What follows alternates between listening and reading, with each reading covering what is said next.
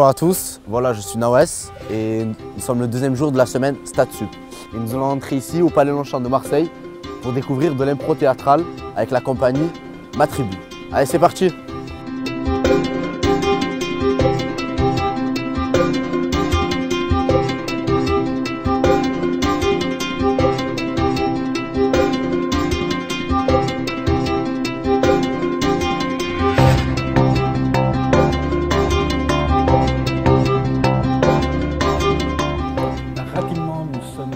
Trois membres d'une troupe d'improvisation théâtrale qui s'appelle Ma Tribu, qui a bientôt 3 ans d'existence. Nous faisons des spectacles à peu près 1 à 2 fois par mois dans différents formats. Ça va du match d'improvisation au spectacle d'improvisation. Et nous donnons aussi des cours d'improvisation à des débutants ou à des confirmés. Donc, comme aujourd'hui, de la découverte, c'est ce que nous avons vu un petit peu aujourd'hui.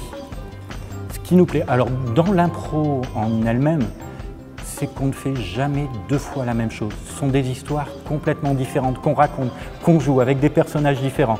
On a des personnalités différentes, chacun apporte quelque chose et on va l'attraper, on va l'ingurgiter, on va en faire soi et on va jouer avec cette personne. C'est cet échange-là, ce mélange-là qui est passionnant aussi dans l'impro. C'est un jeu de confiance en fait, l'impro qui se joue à plusieurs. Et du fait d'avoir une certaine mixité dans la troupe, ça nous permet de découvrir d'autres univers aussi et de pouvoir, comme le disait Denis, arriver à rebondir sur des choses qui ne sont pas forcément acquises pour nous, qui sont assez différentes. Donc c'est vrai que c'est assez sympa de ce côté-là, de ce point de vue-là, on va dire. Et puis sur le plaisir, c'est que c'est un jeu de grands gamins, en fin de compte, on est des grands gamins, on s'amuse quoi. On est adultes mais on s'amuse, donc c'est le côté plaisant de la chose aussi quoi. Il ne faut pas oublier de s'éclater au quotidien et c'est ce que disait Denis en fait, de vraiment pas oublier de s'amuser. Voilà. Bonjour, aujourd'hui nous sommes à la Friche pour continuer notre semaine culturelle dans un centre de culture très important. Nous avons rendez-vous avec plusieurs personnes pour faire des interviews, donc allons-y. Bonjour. Enchanté. Alors représentez-vous. Alors, je suis Marseillais, Laurent Merlin. J'ai été footballeur professionnel pendant 10 ans, donc j'ai arrêté, on peut dire ça, il y a 1 an, parce que je me suis fait une blessure ligament croisé. Donc, entre-temps, j'ai passé des diplômes de préparateur physique, coach sportif, et en même temps des diplômes d'entraîneur, où j'évolue en ce moment avec les moins de 17 ans nationaux à l'OM en tant qu'entraîneur adjoint. Ça fait combien de temps que vous travaillez à l'OM? J'ai commencé à l'OM à l'âge de 10 ans, j'ai signé mon premier contrat pro à 17 ans. Je suis resté 3 ans en pro à l'OM et après je suis parti dans d'autres clubs. Et là depuis 2 ans, je suis éducateur avec les moins de 17 nationaux. En quoi consiste votre métier en fait? Là, si vous voulez, je forme, j'aide à progresser les joueurs de l'OM, les moins de 17. Et comme j'étais un ancien pro, ils viennent peut-être plus vers moi étant donné que je suis le coach adjoint et j'essaie de les faire progresser. Leur but c'est d'être footballeur professionnel. Donc à l'OM, c'est ce que je fais tous les jours. Et d'après vous, est-ce qu'il y a un lien entre le sport et le monde professionnel? Oui. Le sport, si vous voulez, c'est assez important, surtout sur Marseille, tout le monde en parle. Et par rapport au monde professionnel, bon, c'est très dur d'arriver au monde professionnel parce que tout le monde pense qu'on peut y arriver, mais il y a beaucoup de concessions à faire et le mental est très important dans ce monde. Et à Marseille aussi. D'autres questions ou... Non, c'est sûr. Ouais. Merci à vous.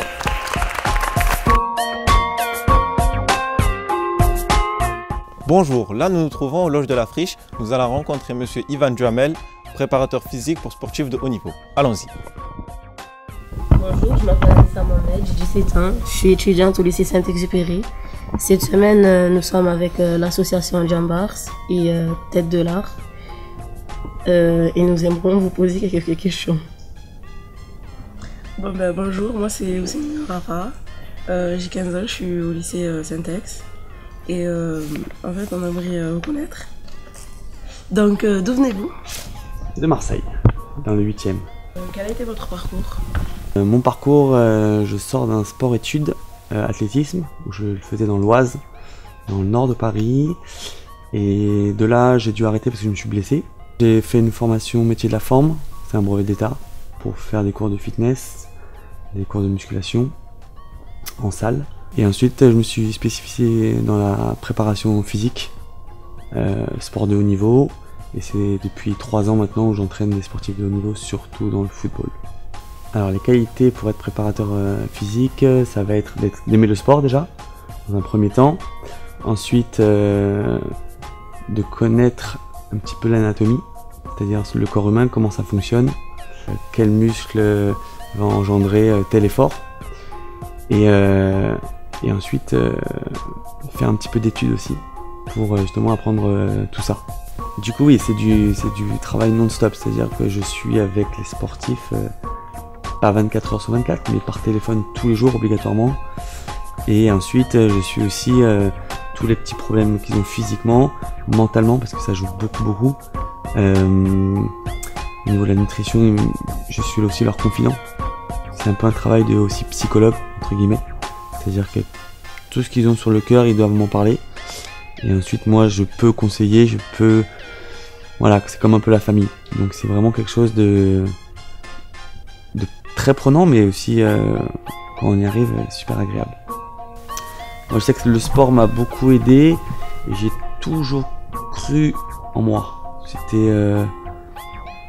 voilà, je savais ce que je voulais faire, je savais pourquoi je le faisais, et où je voulais aller. On peut avoir des doutes, hein, ça il faut, ça nous fait mieux rebondir. Il faut jamais perdre le cap et aller au bout de ses envies, de ses rêves, s'il y a des rêves.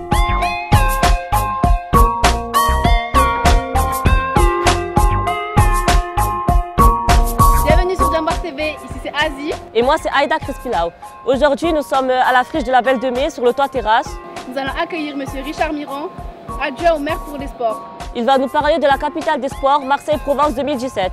C'est quelque chose qui existe depuis une quinzaine d'années, qui a été imaginé par M. Gianfrancesco Lupatelli, qui est un Italien, qui a créé en Italie le mouvement sportif populaire, et donc qui développe ce concept, qui a le label de la communauté européenne, depuis une quinzaine d'années.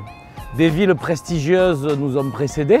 Par exemple, il y a Cardiff, il y a Madrid, il y a eu Barcelone, il y a eu comme ça une quinzaine de villes européennes qui ont eu ce label et qui ont donc eu ce titre, puisque ce n'est pas un label, c'est un titre, puisqu'il y a une compétition entre des villes. Marseille, depuis 19 ans, avec le maire Jean-Claude Gaudin, on développe l'attractivité de notre territoire. Et donc, on a candidaté pour être capitale européenne du sport en 2007.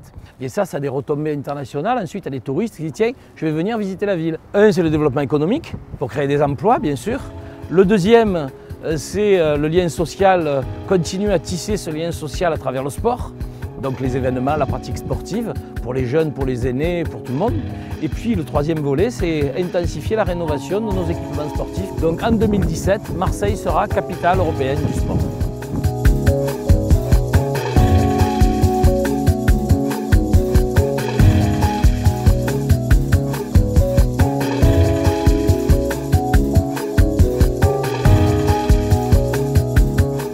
Bonjour à tous, nous sommes devant les locaux du journal La Provence et nous allons à la rencontre de Albert Lugassi, qui est rédacteur en chef adjoint et qui va nous faire découvrir les locaux de La Provence.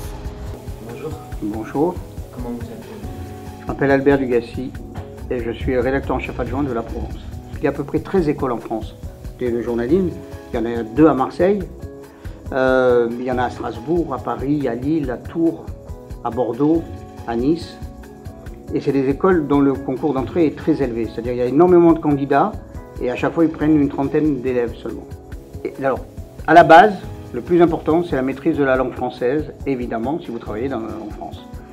C'est aussi maîtriser l'anglais, parce que beaucoup d'événements se passent, où beaucoup d'interlocuteurs parlent l'anglais, donc il faut que vous compreniez l'anglais. Beaucoup de documents aujourd'hui arrivent en anglais. Et ensuite, les qualités qu'il faut avoir, c'est des qualités qui parfois sont des défauts aux yeux de tout le monde. C'est-à-dire qu'il faut être très curieux, il faut être débrouillard, il faut aimer les gens, parce qu'il faut aller les voir, il faut aller leur parler, il faut aller les convaincre de vous parler. Donc c'est un métier qui est basé beaucoup sur la relation humaine. Hein, donc il faut avoir il faut être dégourdi, quoi. Il faut vraiment être dégourdi et être curieux, c'est-à-dire essayer de gratter au maximum les informations, ne pas se contenter de ce qu'il y a à la surface, mais aller chercher plus loin. Donc voilà, ce sont les qualités principales pour un journaliste, c'est ça. Mais moi, un de nos journalistes qui s'appelle Mario Albano, ça fait 35 ans qu'il fait que l'OM. On peut se dire, mais au bout de 35 ans, il doit s'embêter. Non, non, pour lui, c'est une découverte permanente, parce que des joueurs changent, des dirigeants changent, le championnat n'est jamais le même. Mais lui, tous les matins, il va à la commanderie, il est à l'entraînement avec les joueurs, et voilà, son métier, c'est ça. Il rentre le soir, il nous fait les reportages, les interviews, etc. Mais c'est sa passion. Mais à côté de ça, il va faire les championnats d'Europe, il va faire la Coupe du Monde, il va faire, voilà, il va à Paris quand il y a des matchs internationaux. C'est ça, c'est le voyage, la découverte et les rencontres. Et ça, c'est un métier qui, voilà, ce métier-là apporte ça. Il y a très peu de métiers comme ça, très peu de métiers. Celui-là apporte cet avantage-là. Mais c'est vrai que c'est un métier, comme je vous l'ai dit, qui est fatigant, parce qu'on fait beaucoup d'heures, parce qu'on est sur le stress de l'actualité, donc parfois on a envie de s'arrêter quand même. Mais il y en a qui ne s'arrêtent pas. Il y en a qui sont là jusqu'à 70, 75 ans et qui continuent à faire le métier.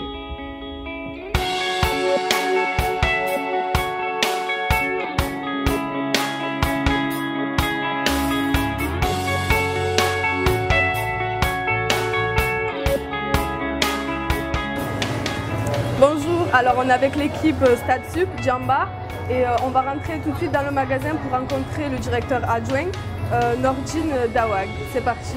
Donc voilà, je m'appelle Nordine, j'ai 34 ans, je suis un des responsables du magasin Adidas Saint Ferréol. J'étais un petit peu dans les télécommunications, dans le multimédia, dans l'automobile à mon propre compte. Ah ouais? Ouais. Et ouais, c'est ça. Et puis j'ai atterri un petit peu dans le sport il y a 10 ans. Ça fait combien d'années que vous travaillez dans ce Adidas? Alors, j'ai intégré le groupe Adidas en 2010 et je suis affecté à ce magasin depuis 1 an. Et quelles sont les qualités d'un manager? Un manager, qualité d'un manager, très sincèrement, c'est être à l'écoute. Le but d'un manager, hein, c'est simple, le but du management, c'est essayer de tirer le meilleur de chacun pour pouvoir tirer le magasin vers le haut et performer. Voilà. Et qu'est-ce qui vous a poussé à travailler dans ça? À la base, sincèrement, pour se lancer dans le domaine de la vente et le domaine commercial, il faut déjà un petit peu des qualités entre guillemets un peu naturelles, où on aime le contact avec les gens, on aime discuter. Et puis voilà, c'est déjà des qualités humaines, je pense. Parce qu'au-delà d'être un vendeur, on reste avant tout un être humain. C'est super important. Et c'est des qualités qui sont vraiment importantes pour être à l'écoute de ses consommateurs. Voilà. Je pense qu'on a fait le tour. Très bien. Merci Narès. Merci à toi.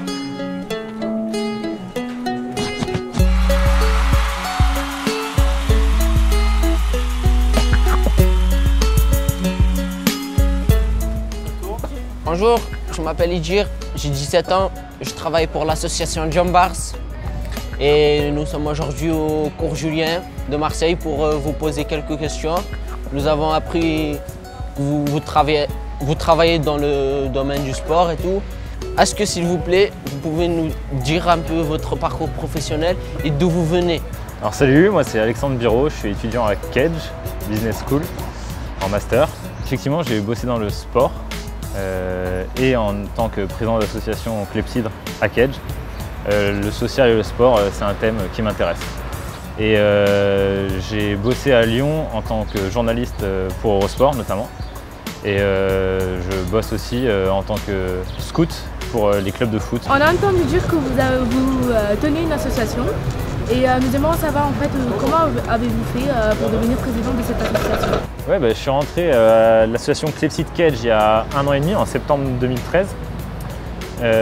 J'y suis rentré parce que c'est une association qui fait des conférences, qui fait des débats, qui promeut l'information, la citoyenneté, et ça me semble super important dans la société d'aujourd'hui.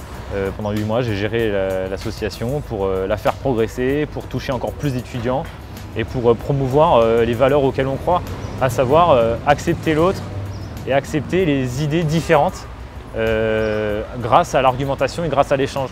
C'est pas en restant chacun dans son coin avec des idées différentes qu'on va réussir à bien vivre ensemble. C'est en parlant, c'est en échangeant, c'est en communiquant et c'est en apprenant de l'autre qu'on arrive à vivre. Quelle est votre définition de la cohésion sociale? La cohésion sociale, c'est le fait d'accepter l'autre, de s'unir grâce à nos différences pour devenir plus fort. C'est pas en créant un ensemble de personnes qui se ressemblent qu'on va être fort. C'est simplement en allant chercher dans les différences, dans les idées différentes, dans les facilités qui sont différentes, dans les avantages de chacun qu'on va créer un groupe et une cohésion entre les hommes et les humains pour ensuite développer son ambition et aller le plus loin possible. Mais en tout cas, ne jamais lâcher et ne pas penser que tout arrivera en claquant des doigts. Oui, c'est difficile, des fois on a un rêve qui est difficilement accessible. Ça va être dur, il va y avoir des échecs, mais c'est grâce à ces échecs que tu vas te construire et qu'après tu seras plus fort et que là tu seras dans ton rêve. Donc je dirais ne lâche pas, sois humble et travaille. Merci à vous.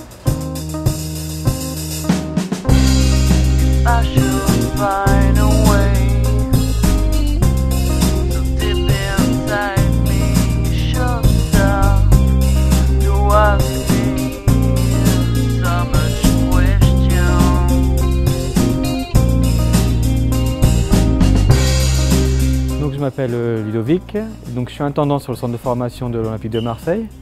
C'est-à-dire qu'ici on accueille des jeunes entre 15 ans et 18 ans.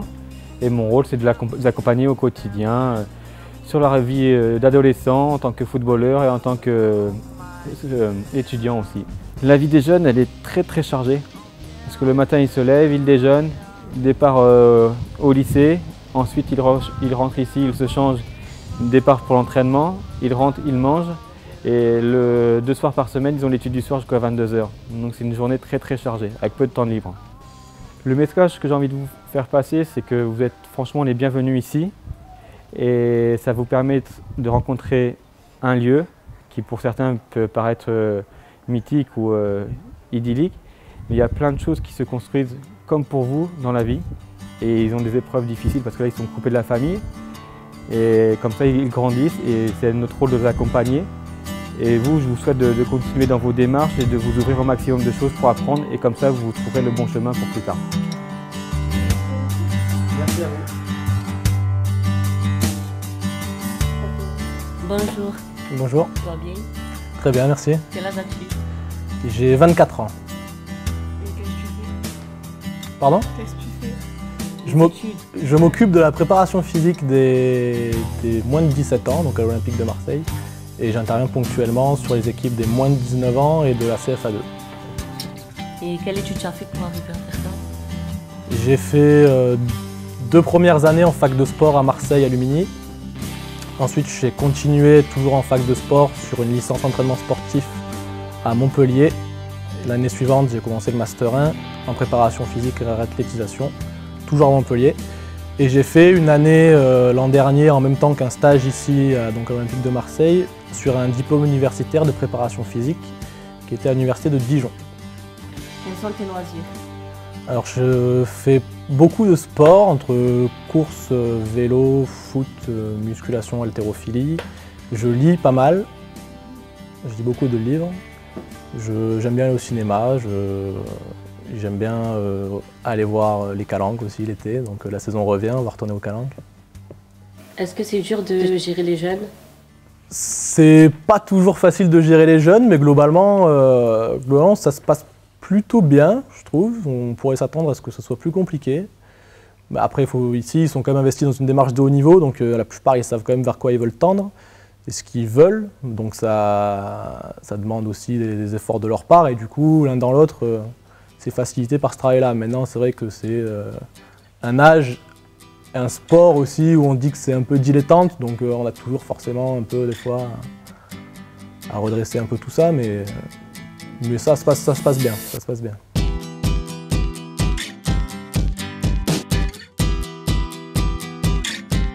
Je m'appelle Alexandre Rosé, je suis attaché de presse de l'OM et je fais ce travail depuis 7 saisons maintenant. Voilà. Donc je m'occupe des relations presse avec une responsable de service et chaque année on prend un stagiaire, donc on gère tout ce qui est interview et conférences de presse. J'ai postulé dans pas mal de clubs de foot parce que mon sport de prédiction c'est le football.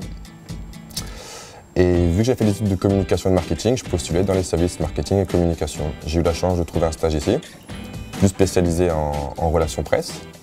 J'ai appris sur le tas. Ils ont été satisfaits de moi, ils m'ont proposé un contrat et je suis resté. Voilà. Est-ce que les joueurs sont briefés avant les matchs? Avant les interviews individuelles, ils ne sont pas forcément briefés, mais on les met au courant de certains sujets qui peuvent être sensibles. Et on les briefe plus pour les conférences de presse. Donc c'est juste histoire d'avoir toutes les informations en tête. Après leur réponse, on est assis ici, ils sont là, on ne souffle pas, c'est leur réponse. Hein. Bon, peu de questions? Non, parfait. Je vous en prie.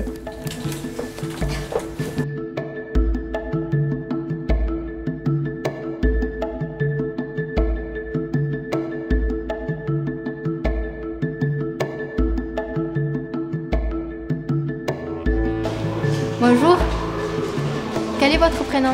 Je m'appelle Kamel. Quel est votre rôle ici au sein des Winners? Au sein des Winners, je suis le trésorier. Pourquoi vous êtes venu ici?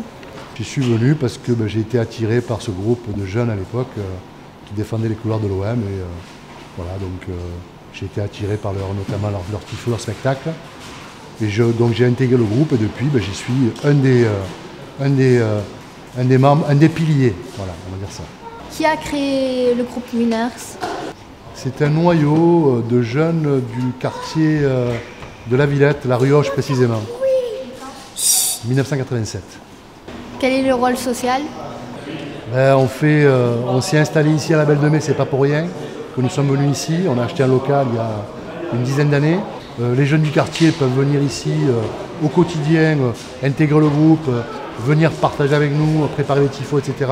On n'est pas que des supporters de l'OM, on est aussi un groupe qui travaillons aussi en périphérie sur une dimension plus sociale qui est pour nous autant importante que la partie purement football.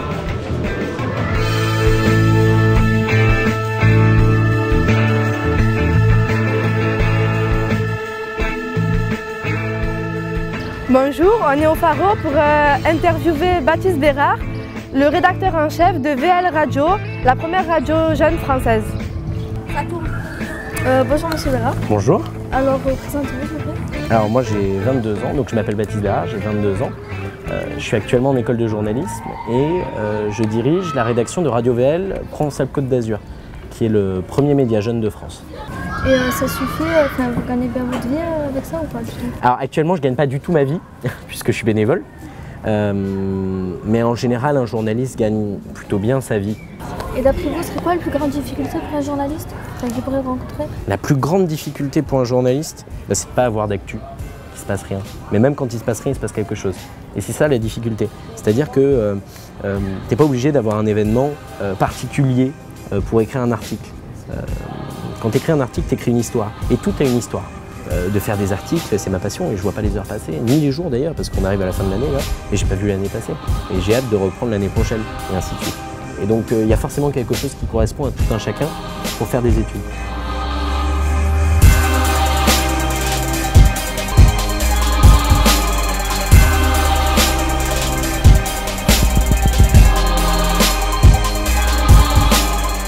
Bonjour, je m'appelle Gir, je travaille pour l'association Jambars.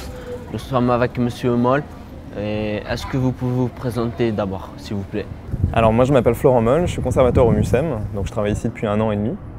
Et je suis responsable d'un pôle de collection au musée qui est relatif au sport et à la santé. Et du coup je suis aussi commissaire d'une exposition pour 2017 relatif au football. Est-ce que vous pouvez nous en dire un peu plus, s'il vous plaît? Alors du coup, le MUSEM, moi, m'a chargé de réfléchir à ce projet d'exposition pour l'Euro 2016 depuis 2 ans. Et l'idée est venue en fait avec quelqu'un qui s'appelle Gilles Pérez, qui est auteur-réalisateur de films documentaires, qui a proposé ce projet au MUSEM. Et le MUSEM a dit ok, on part là-dessus. Ça nous permet en fait, nous au MUSEM, de construire un dialogue en fait sur la construction de la société, sur la constitution de la société, à travers le football. En fait, le foot, c'est qu'un moyen pour pouvoir parler des gens et de la manière dont la société est construite. Comment abordez-vous la question sociale? En fait, nous, le MUSEM, en tant que musée de société, comme je le disais, on a vocation d'essayer de rendre compte de la complexité de la société. Donc la cohésion sociale, c'est vraiment un peu notre champ d'action. Et sur la question des migrants, c'est qu'une partie de cette cohésion sociale, mais la migration en fait, peut être abordée à travers le football. Quelle relation y a-t-il entre le musée et le sport? Notre vocation première, c'est de s'intéresser aux sociétés de l'Europe et de la Méditerranée et de comprendre surtout les sociétés contemporaines, comment elles fonctionnent. Et donc voilà, ça c'est le but principal. Après, on peut utiliser différents angles. Aujourd'hui, on utilise l'angle de la religion. Il y a une exposition qui s'appelle Lieux saints partagés. Demain, on utilisera l'angle des déchets. Il y aura une exposition sur l'économie des déchets en Méditerranée et comment on gère les déchets dans des sociétés capitalistes où on consomme beaucoup. Et le foot, c'est pas de parler de Messi, de Ronaldo, pas que en fait. C'est-à-dire qu'on va parler d'eux, mais on va comprendre quelles sont leurs implications sociales. Qu'est-ce que ça signifie dans la société d'avoir le foot tel qu'il existe aujourd'hui, par exemple.